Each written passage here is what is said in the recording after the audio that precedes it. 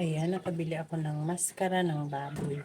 Maggagawa ako ng pork dinakdakan. Linisan na natin ito at pakukuluan hanggang sa lumambot. Pakulo lang ako ng tubig at lalagyan ng bawang,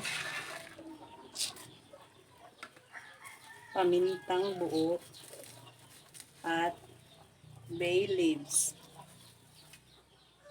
At yung hinugasan ko maskara ng baboy ay pakukuluin natin hanggang sa lumambot. Takpan natin. At ito na yung pinalambot kong maskara ng baboy. Ilalagay ko sa oven. At wala kaming ihawan. Ayan. Balikan natin mamaya. At iyan, ito na ang galing sa oven. Hihiwain ko na. Ayan, halatang matalas ang aming mga kutsilyo. At yan, nakatatlong palit yata ako ng kutsilyo paggagayat ng maskara ng baboy. Ito lang available na mayo, kaya ito na lang ilalagay. Paghahalo-haluin ang mga wet ingredients. Tapos, lalagyan ng toyo. At kalamansi. Liquid seasoning. At haluin lang. Mag-combine lahat. Ayan.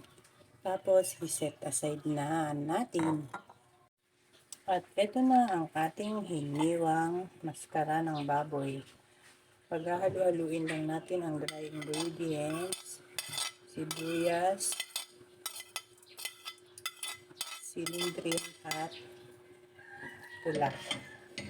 Tapos ay itotos lang natin. Halo-halo lang. Pagkatapos ilagay naman ang wet ingredients. Ayan. Itos lang ulit ng maigi para humalo yung wet ingredients sa karne. At yan na ang aking version ng dinakdakan. Let's eat, guys. Pampulutan din pala ito. Taste test muna tayo. First time kong gumawa ng dinakdakan. Ayan. For the vlog. Pampulutan ni J-Fern. Ayan. Ayan na, guys. In fairness, masarap.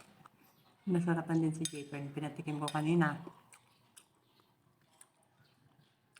Iulam natin, guys, ngayon. Masarap parang mas ano yung Japanese mayo. Masarap, guys, malinamnam. Sarap. Ang sarap. Medyo crunchy na pati yung balat ng maskara ng baboy.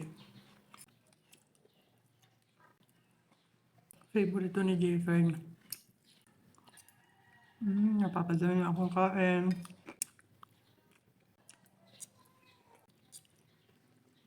Ewan ko kung umabot pa ng gabi ito. Mukhang hindi. Habang ng gabi. Ang sarap papakin.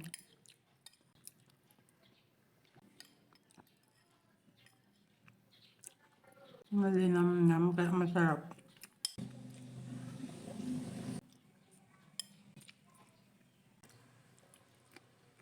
Sarap. That's all, guys. Thank you so much for watching. Please like, share, and follow for more. Bye!